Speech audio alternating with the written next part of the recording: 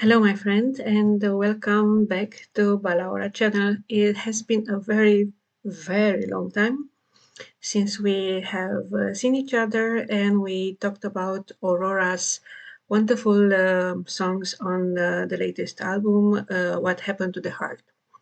Today we have decided to discuss The Blade and The Body Is Not Mine because there are a couple of songs on this album which clearly are meant to be linked each other. Uh, like the same we have uh, on the first and the last songs of the album. Which are completely linked. And also Aurora said that these were the two songs she has composed first before starting the album. Now we'll talk about The Blade and The Body Is Not Mine, and what is the significance of the lyrics on these two songs. Well, the way I am seeing them. So let's start with the blade. I didn't choose the visualizer from the album because it's in a way a little bit repeated. And so I have proposed to make it easier for you. So I have took, as always, a video clip with the lyrics made by another warrior, and I will thank them on the credits on this video. So let's start with the blade, and to see what's happening there.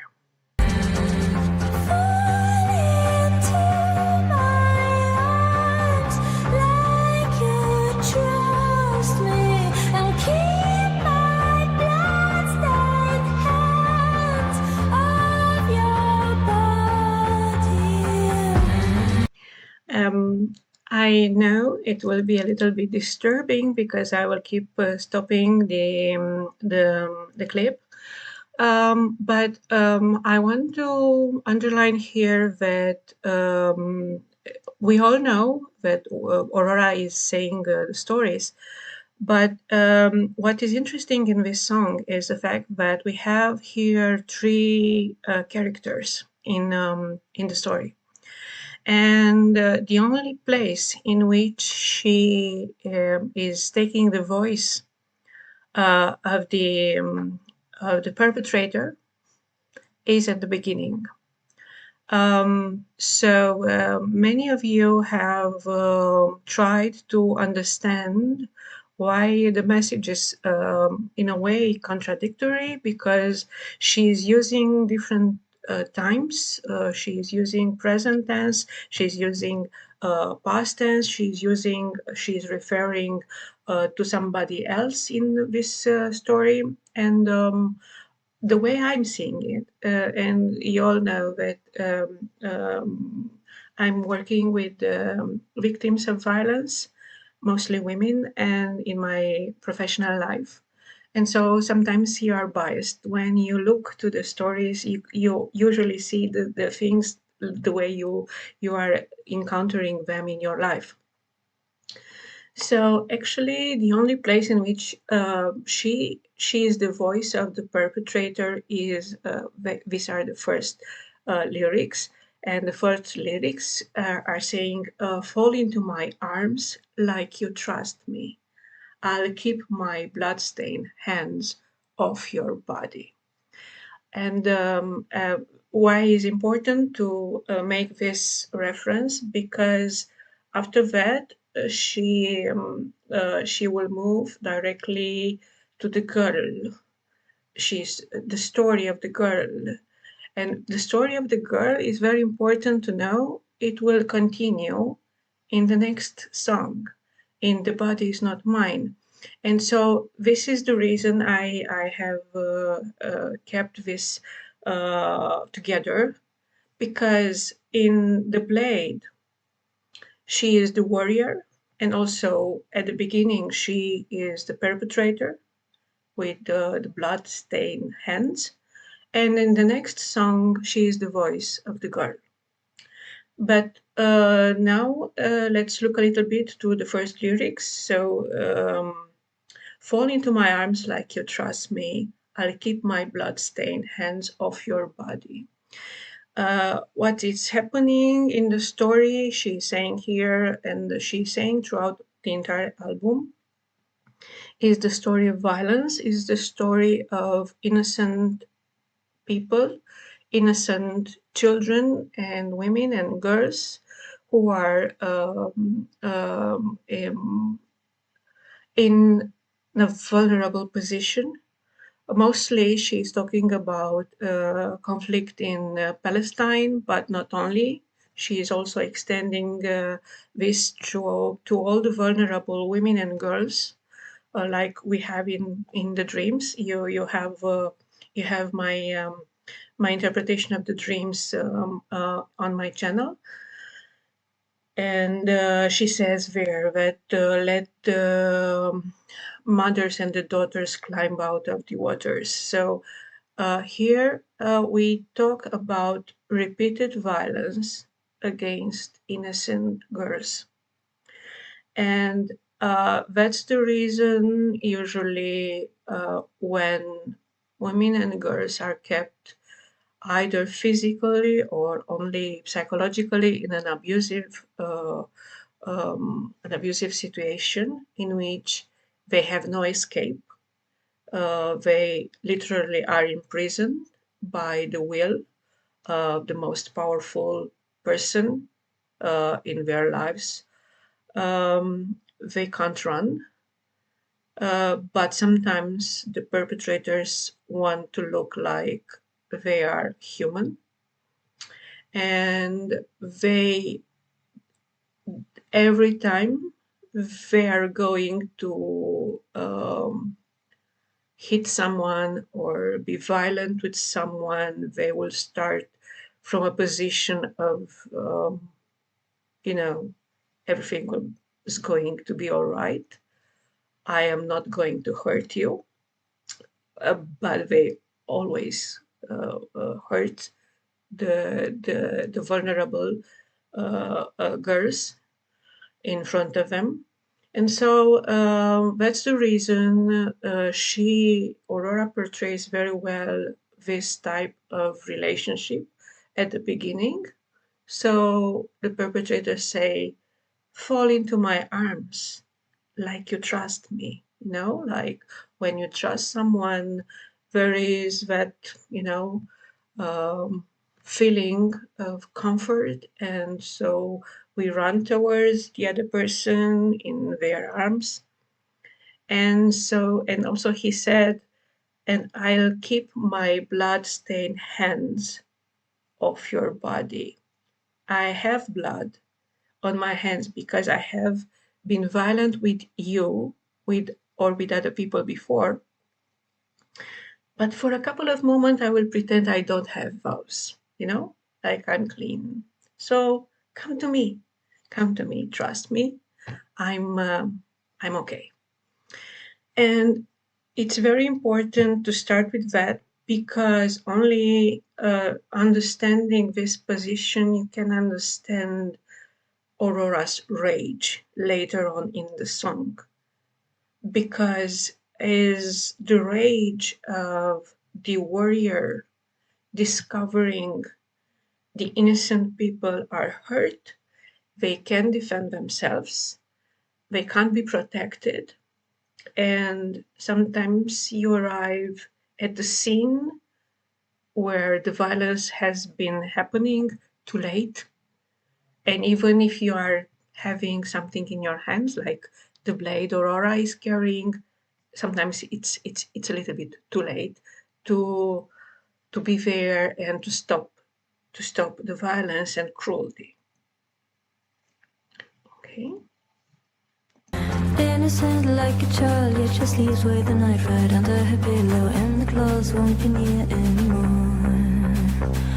Paralyzed in denial, ever changing. Will she be the same? See a shame on the wall, on the hours in the night, nobody remembers when she cries. Scarlet skies on the floor. A million doors, corridors that are changing. Yeah, I still feel the rage. Watch out, watch what you say. Your truth becomes your grave. A sword can cut both ways, but I got sharp blades. Okay, don't be mad, but we have in front of us the story of the girl, and she says the lyrics are innocent like a child, yet she sleeps with a knife right under her pillow, and the claws won't be near anymore. So we understand that this girl is not a child anymore, because that's the reference. It's not a child, it's innocent like a child, yet she sleeps with a knife under her pillow.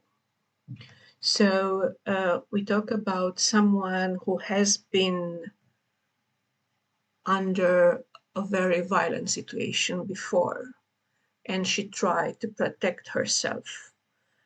Either this knife is a symbolic knife or is a actual knife she is carrying with her to protect herself during her sleep, because during her sleep she can't protect herself, because you will see in these lyrics that she is not in her home, she's not in her house where she can lock the door and she can be safe. She is in a place in which there are no doors.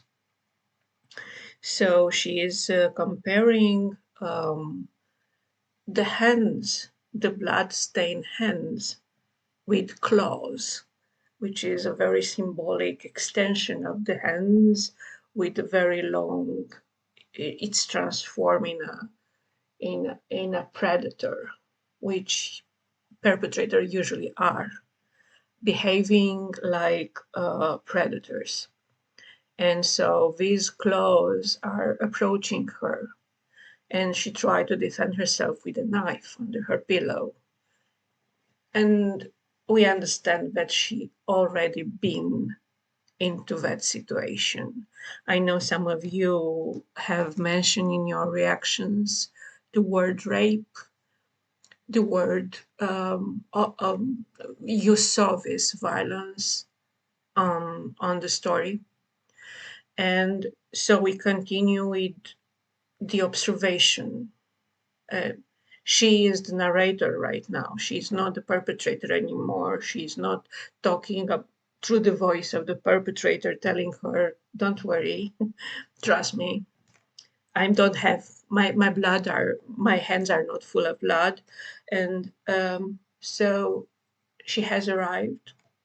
Aurora has arrived, and she sees the girl frightened, and she said she's paralyzed, in denial, ever changing. Will she be the same? And this is the question we as professionals working with the victims all the times, and we see the trauma in the eyes of the person in front of us. This is the question we are asking ourselves. Will she ever be the same after this trauma, after this violence, after this extreme violence she has been through? And we know that she's talking about this violence against this innocent girl, because it's the next word is the word we are hearing all the time in the therapy session. So we heard the word shame. After an episode of sexual violence, there is always shame. And the victim is considering herself being dirty, being unworthy, being subhuman, being not worthy of the life. Many girls want to kill themselves. Other girls are just going crazy because this shame on what have happened with them and with their body is so profound, because they, even if it was a situation in which they couldn't defend themselves, um, this is the sentiment they will keep. So here she said, see the shame on the wall, on the cross in the night. Nobody remembers when she cried scarlet skies on the floor. So we have these very metaphorical images, but the shame on the wall is the fact that the walls around us knows what happened to us. So the victims were exposed, usually in a conflict zone, in conflict region. The rape and sexual violence is happening everywhere, is happening in daylight, is happening between the buildings, is happening between, so everybody can watch and either be very frightened if they are also the ones who are in a situation of being occupied, or the perpetrators supporting themselves and looking to the violence perpetrated on the other. So that's why the shame is on the wall. And also the shame is on the cross,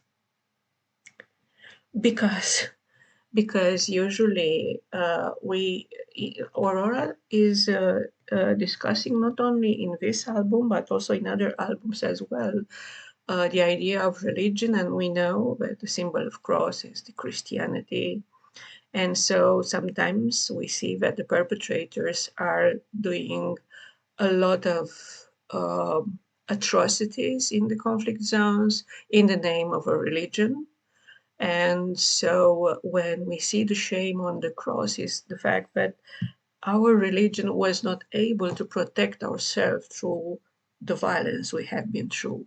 And also the shame is in the night. The night as a symbol, because usually during the night are most of the atrocities are most happening, but the night as also the night of the mind, night, so the darkness which is covering the world is also a symbol very powerful regarding the connection between the shame and the darkness. And then Aurora continues with nobody remembers when she cried scarlet skies on the floor. Scarlet skies are usually the type of the colors we see during the dawn. So they have those beautiful, beautiful colors in the morning or in the evening, when the sun either is going up or down, and so the sky became scarlet. But unfortunately, this time Aurora is not using this as a good image, a good metaphor, because these scarlet skies are on the floor. So that means the scarlet is identified with blood. So we have blood on the floor. And nobody remembers when she cried scarlet sky. So it's an image as powerful as she is portraying also in other songs from the first album she had, because she is not only crying through her eyes, but she's crying on the floor with blood. So the blood is also not necessarily metaphorical, could be also physical blood, because the blood is accompanying always this type of violence. And also we are going back to the image where she is. So she's not in her home. She is somewhere moving because they are running. They are running and they are followed by the enemies. And so she's moving maybe from a refugee camp to another. She's moving from a place to another. And this is the reason Aurora is portraying a million doors, corridors, ever changing. I still feel the rage. So the million doors and corridors is the fact that you all these doors. So when you are at home, there are a couple of doors you can close, but when you have a million doors, is doors which are opening and closing, and you are moving.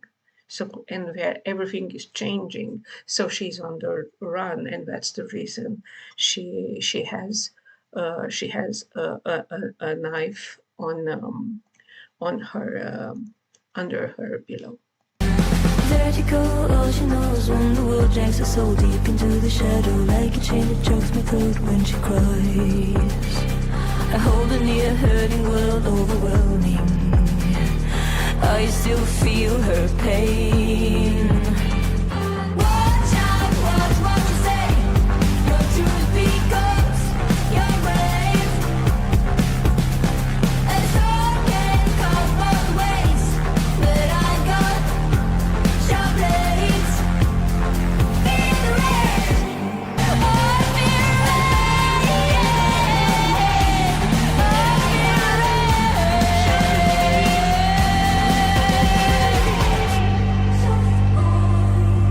Need protection, need protection. Okay, so now we are going to the last part of the song, where she has the chorus in which she is continuing talking with the perpetrator. Because I saw some of the reactions, which it was not clear the message she is delivering.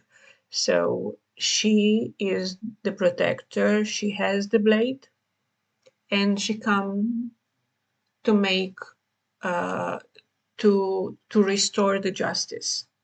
And that's the reason she needs the rage, and she has the rage to punish the perpetrator. And the chorus is always, always directed towards him. And so she says to him, watch out. Watch what you say, your truth becomes your grave. A sword can cut both ways, but I got sharp blades. Feel the rage. So usually the perpetrator have very sweet words. We remember the beginning of the song in which he was saying, fall into my arms like you trust me. Usually they are presentable, they are successful, they are sharp. And so usually the words they are using are convincing the people around them that they are trustworthy and they are correct, and everything they are doing is for a higher purpose.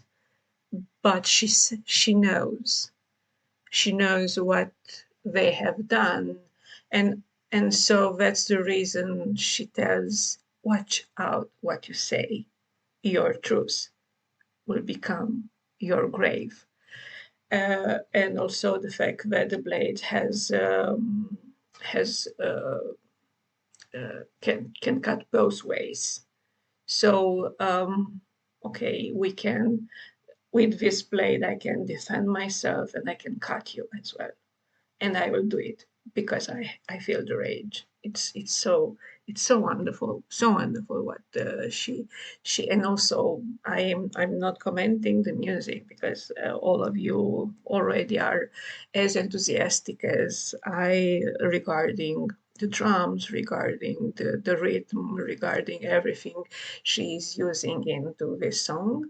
And also the last verse regarding the girl is the vertigo, all she knows when the world drags her so deep into the shadow, which is very important in order to understand the following song, The Body Is Not Mine, because vertigo is the sensation you have when you fall, okay, and you fall and you are spinning. And this is an image she's using in other songs as well. And the world drags her soul deep into the shadow, because after this violence, usually victims are going through a deep depression. And as she says previously, they are going through the place of darkness and shame. And we, as people who try to protect the innocent, we try to protect the vulnerable, we feel this rage, and also we feel her pain. And Aurora said, I hold like a chain, it chokes my throat when she cries. Because when she cries, I don't have any air, because I am blocked on the fact that she has been gone through so much violence. And me as a mother, me as a protector, me as a warrior, I have not been there for her to protect her. And so I hold her near, hurting world overwhelming, and I still feel her pain. So we still feel the pain of the victims in front of us, and this feeling of anger towards the perpetrator, and also the feeling of the pain we feel, because being empathic with the vulnerable is something every one of us has. Is also that's the bridge which is continuing throughout the song. Soft heart needs protection, filled rage. And now we'll move to the second. I promised you that we'll go to the second song, which is The Body Is Not Mine. And I am also using another clip with the lyrics done by another warrior. Is also very dark. The images which are supporting the message, but this way you will understand a little bit better, because as I told you, when we move into the second song, The Body Is Not Mine, we talk this time through the eyes of the girl. The girl who has been the story we have seen from outside.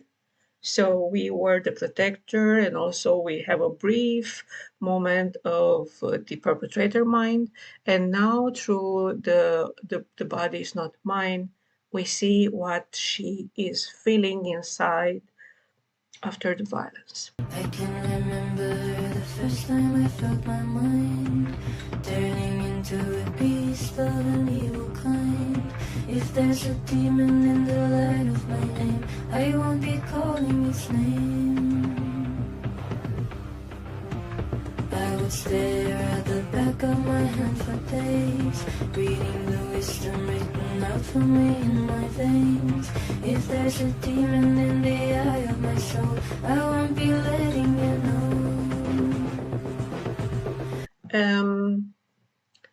And please remember, we are talking now about the girl who has been through so much violence. And usually, maybe I am choosing to talk about this girl. I'm sure the stories Aurora is telling can be extended to many other persons and character as well. But this story I'm telling is about this girl. And so the lyrics are saying, I can remember the first time I felt my mind turning into a beast of a new kind. If there's a demon in the line of my aim, I won't be calling its name. And here we have this detachment we are seeing in all the victims who have been suffering trauma. When I told you about the fact that in the blade, the girl was feeling ashamed and feeling like her life is not worth living. And usually victims start believing about themselves that they are bad because something bad was happening to them, something bad was happening to their bodies. They consider that their soul is also bad, because if they weren't bad, they would not have gone through this violence. And so that's the reason sometimes after trauma, the victims are seeing themselves as being demons. Not demons per se, but beasts of a new kind. But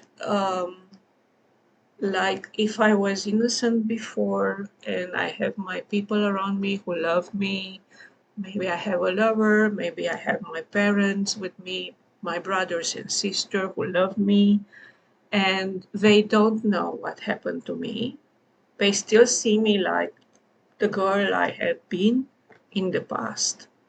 But what happened to my body is so shameful that I am still thinking about me that I am a demon. And there is another important thing Aurora is doing through this album in many other songs as well, regarding calling the names. Why is important? Because all the words are very powerful. They are holding a magic power in them. So if I call someone, so if you remember, she's saying in A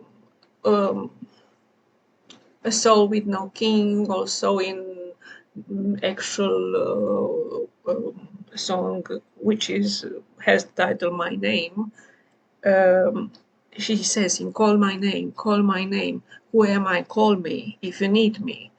But then in those songs, the name she is invoking is the name of a powerful creature, of nature, of someone who is good for the earth in general. But now, into this story, calling up a demon's name is very dangerous. So, because I feel inside me it's something bad, because something bad is happening to me, so I have to be bad. And then I'm not daring to say these words about the demon in me, because I'm afraid if I'm calling the name of the demon, I will see him, her, in the front of me, in the line of my aim. And because I'm scared to look in front of me, because it's possible to see a demon in me or in front of me, I will stare on the back of my hands for days. Looking to the back of the hands, there are many symbols here. I'm very excited about what Aurora is including in this song, because she's talking about her veins also in the last song in Invisible Wounds. So the veins and the connection with the blood which is carried through the veins, and but also in several books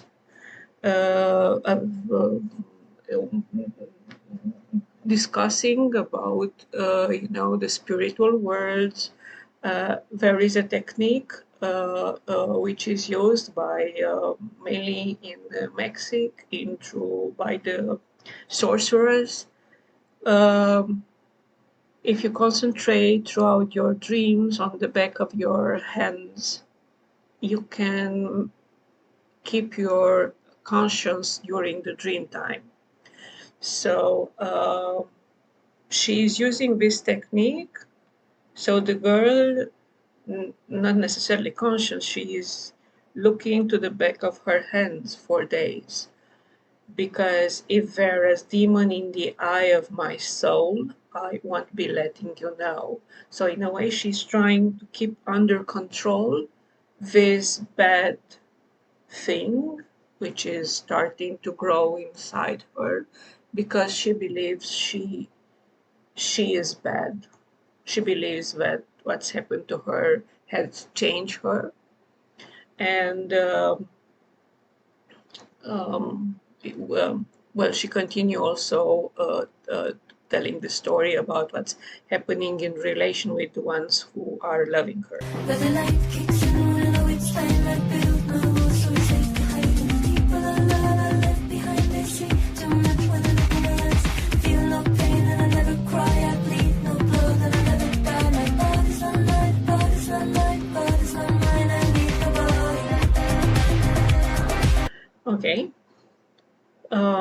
So she is moving to the second verse, in which she is saying, the light kicks in when I know it's time. I build my walls so it's safe to hide. And the people I love, I left behind, they see too much when they look in my eyes. I feel no pain and I never cry. I bleed no blood and I'll never die. My body's not mine. So if in the first part she was staying in the darkness of her soul and looking through her hands and trying to be in this transition between the normal life and the demonized life she thinks she has now, when the lights kicks in, the lights from outside, it's not necessarily during the day, but sometimes in this darkness there are a couple of moments of light, and I know it's time to build my walls so it's safe to hide. So this time she is not hiding anymore of the perpetrator we were talking into the blade, but she is now hiding from the people who know her. So that's the reason she's not looking the people who love her in their eyes, because they see too much when they look in my eyes. Because she knows she is going through this transformation inside her, where she believes about her she is bad. And so she builds her walls. She is withdrawing in herself. She's trying to not look in the eyes of the people who loved her. And these are the walls of protection, because she tries to protect the people who loved her, not to see what she became after all that violence. And so, because she is not considering herself human anymore after the trauma, and that's the reason many of the victims post-trauma are going through extreme pain and violent situations, and they say they feel nothing. They even are unable to cry. They are unable to feel the pain of the body because they are so detached of their bodies, because they consider that this body, after being raped, after being through violence, is not even mine. So the soul has been transformed in a demon, and the body is not mine. And that's the reason I bleed no blood and I'll never die, because this body is not mine. So you can do whatever you want to do with this body. I I will not feel a thing. And um, okay, let's go. And the past feels like another life and story that somehow all survive. Repeats itself so many times, written cold in blood, heavy as a Bible. Feel no pain and I never cry. I bleed no blood and I never die. My body's not mine, my body's not mine, my body's not mine. I need my body. Okay. So we move to the last verse, because after that we'll have the bridge and we'll have all that interesting outro. So she says, and the past feels like another life when the story they somehow all survived. Repeat itself so many times, written cold in blood, heavy as a Bible. Feel no pain and I never cry. I bleed no blood and I never die. My body's not mine. My body's not mine. So, so the victims, which are going through this post-trauma, they feel like it was their life before and after the violence. So that's the reason she said the past feels like another life. And also, she looked at herself like a character in the story. So it's not like she's talking about herself anymore, but the character and all have survived. So she's also a survivor. Yeah, she's not dead. She passed through that violence and she has survived. And but she says about the story that repeats itself so many times. And so it's that this story and also the history is written cold in blood and is heavy as a Bible. And the heaviness, it's also related to the Bible as a spiritual book, and also the Bible as a symbol of a religion. And the rest of the lyrics are obviously linked with the fact that she is repeating, when you need my heart, you cry. You need my body. When you need my heart, you cry. And because, of course, people who need their soul to be close. So victims consider themselves not being able to trust someone, to love someone. And that's the reason that she says, when you need my heart, you cry. Because actually, it's impossible to open your heart anymore. And that's one of the questions throughout this entire album, what happened to the heart. So you cry because it's almost impossible, under all this wall the victim has surrounded herself, to actually reach to her heart. But she will freely give you her body. So she said, you need my body. So take it. Because my body is not mine. So this is something I can give you. And also, that's the reason many of the victims continue to have this type of strange relation with the perpetrators, because they consider, anyway, the moment in which this body has been desecrated, this body has been gone through this violence, this body is so shameful. Actually, they don't care about the body anymore. So someone can do everything they want to this body. So that's the reason they don't care if they are raped. They are not they don't care, but they consider what is happening to the body is not something which is related to them, because the body is not them anymore. And we also know that she refers to the violences which are happening, um, that are happening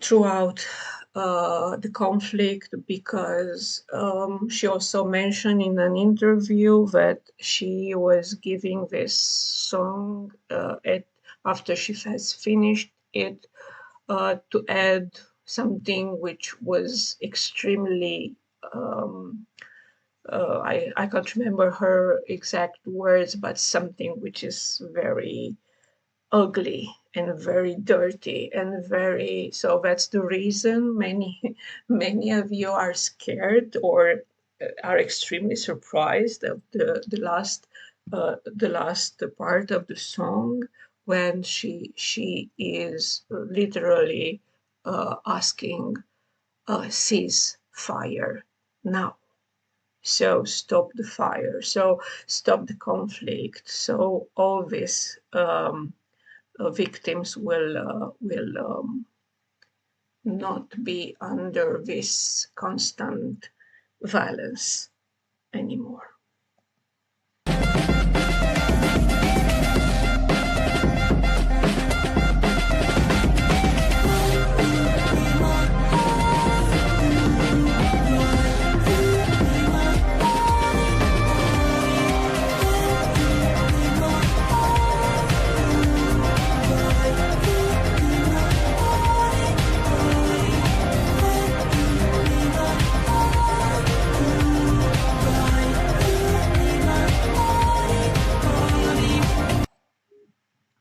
And under these circumstances, I am also telling you to come together and ask the leaders of this world, stop, ceasefire now. And I hope very much you have maybe enjoy my interpretation. And I don't know when I'm coming back with another video. I have planned to do this for a long time, but life was chaotic also, and finally I succeeded to do this. Hope to see you next time. Have a good day ahead of you. Bye.